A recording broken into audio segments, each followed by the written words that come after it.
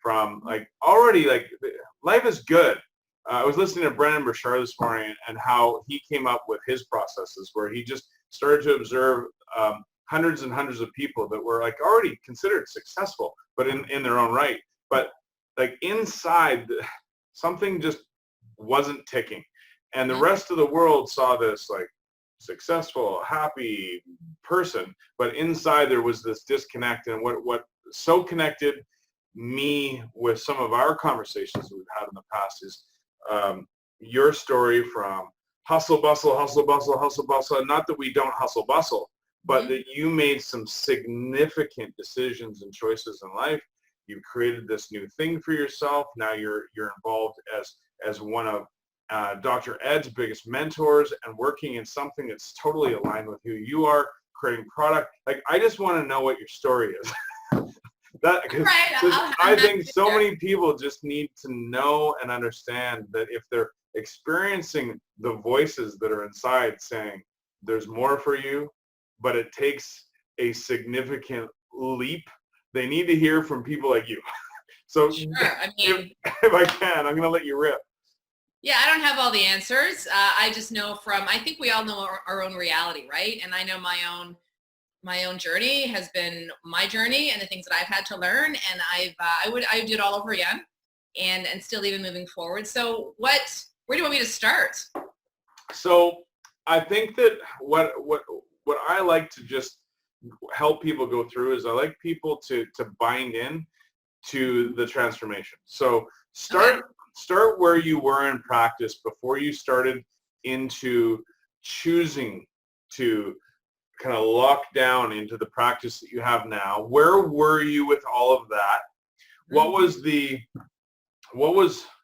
going on for you mentally, emotionally before you made the transformation? Then walk us just through your decisions and where you're at now. You don't have to get into your entire history and past, but just some of the decisions and like why you're so like, when I see you, Melissa, now, and you can correct me if I'm wrong, but like I see a woman on fire, and I just love it because I know that you're so much more connected now to who you are than you have been in the past, and we've had that conversation. Sure. So it's just like, where were you, so that other people can know, like, hey, yeah, like I'm there, right? But I'm not quite feeling it, and now I'm over here. Just see if you can walk us through that path, if that's possible. Okay, I'll do my best. I can prompt you a bit, but. Yeah, that's okay. I mean, thanks for having me on. I love having these conversations. I do a lot of interviewing, but I like it when I'm the one being asked the questions because it's kind of a new adventure, and especially we're doing this live, which is even more exciting. Okay, so I graduated 18 years ago. My husband at the time was a chiropractor. He is a chiropractor. Awesome dude. Awesome father. We were practiced together. We had 2 children who are now 17 and 13. About 10 years ago, our relationship changed. At that point in time, I was not in practice. Our youngest son at that point was just under a year. I was doing the mom thing, having a great time with that. And from the day I graduated from CMCC. Sorry, I'm going to try to talk slower. I feel like I got to give you a lot of information here. From the day I graduated CMCC, I was 40 weeks pregnant. So I started, my son was born 4 days later. So I started my life as a chiropractor. And after, when I got my license, my boards and everything, after I became a mom. So for my entire first, 10 years of a practice life, I was always doing this struggle of like, I want to save the planet and teach everyone about how amazing healthcare could be. But I also have this little person who I love with all my heart, and I want to raise him in a chiropractic lifestyle, in a really healthy lifestyle. I want to be present. I want to be engaged. I want to make him organic home-cooked meals, and I want to be there for him at his, sports and all that stuff. So I was always trying to find out how it was going to work. And, eventually when our relationship changed, I had to start practice again, which was the biggest struggle point in my life, probably because I was going through divorce while having a 3-year-old and a 7-year-old. And, then starting with a house and everything to that point in my life I had done with my ex-husband, right? Like all those big life moments you have. So it was getting to know myself again, kind of becoming an adult by myself.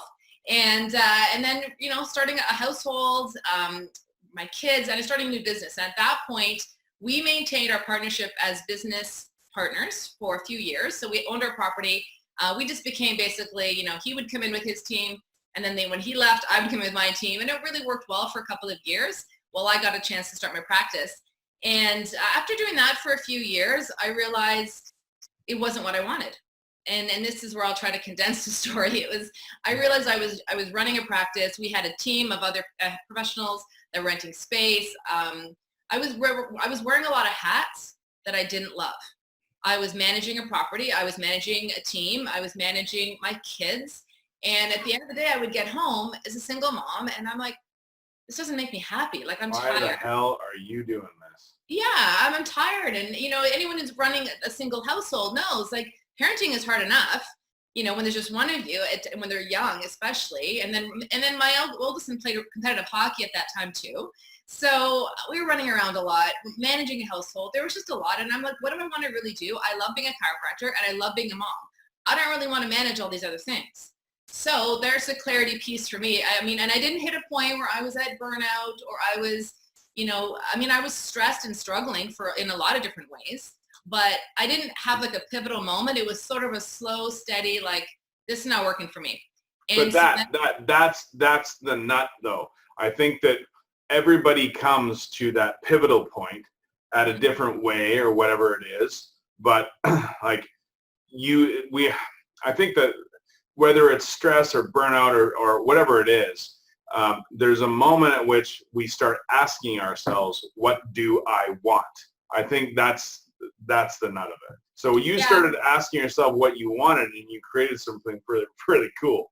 That's where I want to go. Yeah. So then I realized that what if I could combine it? So I ended up, at that point, I owned my property, and I owned my business property. And so I essentially bought this. This is my reception room right now, but it's also part of my home.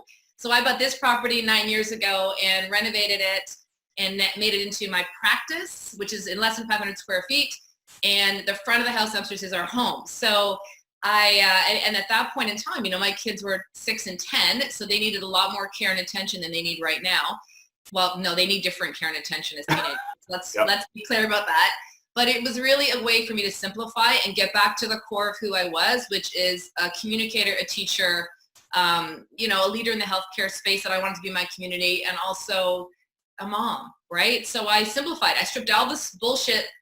Sorry, I might swear. No, on my feed, you're allowed to say whatever you want. You got to remember, I'm chastised for being loud, obnoxious, cocky. So any of those things apply right now. Okay, that's fine. I came across something recently that said, like, being authentically myself means that I say fuck every once in a while. So, yeah. It may happen here. So no, we're good here. Okay, so I stripped away all the hats I was wearing, essentially, that didn't make me happy. Yeah. And I got back to thinking, what brings me joy, and how can I do more of that? And in taking that risk, it opened up a whole other world of happiness, really. I mean, it got me back to my core strengths, which are, I love talking about health and healing. So then I had a television show in my community for 3 years. I love being a mom and being present with my kids. I just simplified my practice style too, which gives me more time to do cool shit when I'm not in my practice. So that has meant that in the last 5 years, I've started 3 podcasts, 2 which are still in production right now, 1 for my practice, 1 for chiropractors. I coach and mentor other chiropractors, and I run group training programs, The Simple Practice. I am one of the coaches in Ed Osborne's Inner Circle, working with him and Jason, and a lot of super cool people in there, which brings me a lot of joy and happiness as well. So, I mean, the moral of the story is, why did I do all that? Is I started to follow my instincts, my heart, my gut, whatever you want to call it, that voice inside that says something is not right here. Yeah. And the more I do that, there's a lot more ease. Things aren't necessarily easy. The path isn't easy, but there's more ease when you're living aligned with that than there is if you're not. If you're incongruent, it's hard. Can you share with us just for a sec? Because you went from this multidisciplinary practice that was hopping and humming and lots of people and chaos, to what you define as this simple single mom at home shop. Like, how did you make this? How did you simplify it to a way that what does that look like for you? Because I think that's part of the the process that you help others with right now, if I'm not mistaken, is how to simplify the damn practices. So just give us, I would love just some tidbits on what it is that some of the biggest changes that you've made that have had the single biggest impact on you and how you practice. What do those changes look like? Yeah, so sure. So the first thing is, I mean, I say my practice is small but mighty. I realized you asked earlier, I don't even know how it came up, but I knew for a long time in my practice and my professional career, I was chasing someone else's goal for me. I was chasing someone else's dream. And when I really got clear on what did I want, I realized that I don't want a high volume practice. And doc said, go for it. Go for it. I'm totally happy to support you in that, but it's not what I wanted. So there's pieces of my lifestyle that I cherish and value that I wanted more of. So those are time freedom. There's some lifestyle luxuries that I absolutely want. But when I simplified my practice and bought this one properly, I mean, let's face it, my overhead expenses dropped dramatically. So that means that I can manage my finances differently. But also because I'm in a small space here, I did have someone at my front desk for a number of years. And when she needed to make a change, I was about to bring in someone new. And then people in my practice started kind of making jokes saying, do we need anyone? Can it just stay us? And I realized that the culture in my practice started to shift. I knew more about what was going on in my business than I did before, because before someone else was running it. Someone else was running my schedule and taking care of things. So I got reconnected with my practice in a whole different way. And I know what volume I'm really comfortable with, what volume makes me happy. It provides a great lifestyle for my family. And like I said, it gives me time to still do the things that I'm not doing when I'm in my practice. So yeah, we're about 500 square feet here. What makes it simple? I do have a really kick-ass assistant. She does work for me that functions for my practice, but also in my online business. But she doesn't sit here at this desk. So, because of the culture and the community that we've created in the practice here, and a lot of people where I live, they're able to pre-book their appointments, they're able to prepay if they want to pay in advance for their appointments. There's a lot of efficiencies that simplified the office flow so that I don't need, people can book online appointments, they can text. So we're using some of the technology, using some online platforms as well. And just keeping it, I run a family wellness practice. So a lot of people value and cherish their adjustments to keep them healthy. And that's a simple model too. You created something that works for your lifestyle. By the way, I think that you guys had something like this come up in Ontario. For us, our board just the other day announced, oh, by the way, you can't do prepays anymore. Yeah, it's on a discussion with our College of Chiropractors, from what I understand.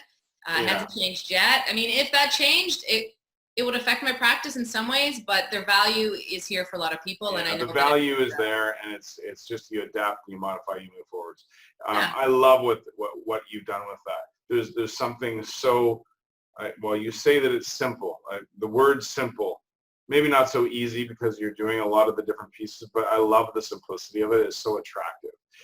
Here's the thing, Ryan, the simple piece, and this is a really core foundational piece of my program, is that clarity about what is simple for you. What kind of practice do you want? Because it's really not simple. It's very complicated to be someone else and then you really are, right? How you're showing up online, in your business, with your family. If you're playing different roles and not being yourself, that's a really hard way to live. But if you get clear on what you want in your business, then you create that. That's where the simplicity comes from. Yeah. Wearing somebody else's costume. Oh. I think it's the fastest way to an unhappy life. Oh my God. Yeah. Well, we'll talk about that later. So let's segue into that, into what it is that you're now creating, because this is now a process that has now been kind of unrolled. And can you maybe just give us a summary of the people that you're helping, what you're helping them with, and what that looks like? Mm-hmm.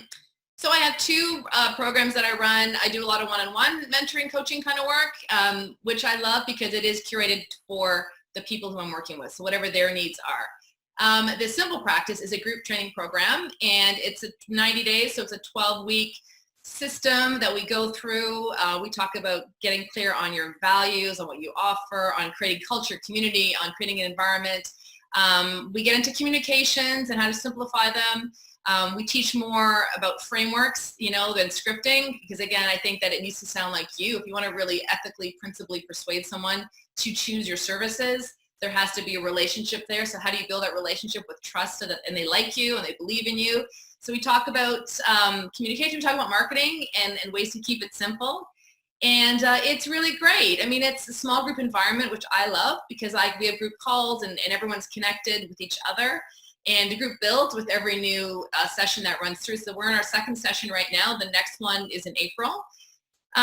Who's in the program? I mean, I've had docs come in the program who have been out of practice that want to get back into practice but want to do a very different model. I have docs in the program who were in an associate position and now building their own practice, and they have a dream of a big practice, and they want the simplicity in the systems and the foundational pieces to help them. I've had docs come in who did it one way and want to try something else down the road. So it's not necessarily a practice model that's just for people who want to necessarily build a practice out of their home. Yeah. It's anyone who wants to sort of simplify their systems and procedures and marketing. And as I said earlier, really get back to figuring out what you really want, because it astonishes me how many people, not just chiropractors, have never really sat back and thought about this. I don't know if it's something that we do in our 40s. You have that midlife of like, is my life really going where I want it to be? I know what you're talking about. I mean, I think I did it 10 years ago in my 30s, but it's an ongoing process, right, that we have to be talking about. So that's kind of the nutshell. Cool. And so it's not people, docs that are going from 100 patients to 200 patients a week. It's anybody that wants the simplification of systems to be able to take a practice more aligned with who they are. Yes. I think is what I heard you say. Yeah, and it's definitely, I mean, there's some ways that we simplify things so that if you wanted to run it in a smaller environment, I will certainly show you the systems and procedures and efficiencies that make it possible so that you can still see enough people, depending on what your care plans are like or depending what your skills are like as a doc. Some docs want to spend an hour with people. I don't. But if that's what your model is going to be like, we need to find a way for you to be efficient at other aspects so that you're still making a good living. So it's curated for the participants for sure. Awesome. And so one of the things I just wanted to say that I admire and I love most about watching you is how you started to create this life that is literally like it's perfectly aligned with your values, the teaching, the influencing, impacting, all these different things. And I think that that's the thing that I would like to encourage people that are listening to this, if they have the desire to reach out to Dr. Melissa, is that's the script right there. You. And I love it because I can literally hear how you're communicating your values, and you're literally just laying it out and living it, which is fantastic to watch. Thank you. Yeah, you're welcome. It's a curated, ongoing experience. This thing called life, right? It's an interesting journey, no doubt. Now, if I'm not mistaken, there's a couple of other things that you're working on right now, though, aren't there? Possibly. I thought there's always seems to be something. I always need something new. That tends to be a little part of my personality. You gotta always have some sort of challenge. No, for some reason I thought there was another product that you were about ready to launch, and I was gonna seed it underneath people if you had something there. But no, I don't need to throw it out there. It's all good. Yeah, I don't think so. Like a simple practice is running. Maybe you're thinking about the fall in love with your practice. Yeah, I knew that you had been talking about something. So if you feel like you're up to it, if there's a way that you could seed it under people, even if it's not completely ready, I would love you to share. No, it's totally free. It's actually, we had some fun with it for Valentine's Day and this whole leap into love, leap year kind of thing. I did a free training series. It's 5 videos plus 2 Q&As with me. It's completely free. And it is ways to fall in love. We had this whole theme of falling in love and adding some sizzle and spark and sexiness back into your practice. And we went through 5 different aspects of it, marketing, growth, and communications, and clarity. And that might be what you're talking about. So that's still going on until this week. I don't know when this interview is going to, well, it's live right now, everyone. So it's live for people to see, and it'll go up pretty quick. But if I wanted to get involved with that, how would I go and do that? Is it still available for everybody? Go to the website. Yeah, go to rockstardoctorlife.com, and there is an amazing little button there that rockstardoctor.com. rockstardoctorlife.com. rockstardoctorlife.com, and they're going to see a picture of you. They're going to see a picture of me. They're going to see all 138 podcast episodes are there.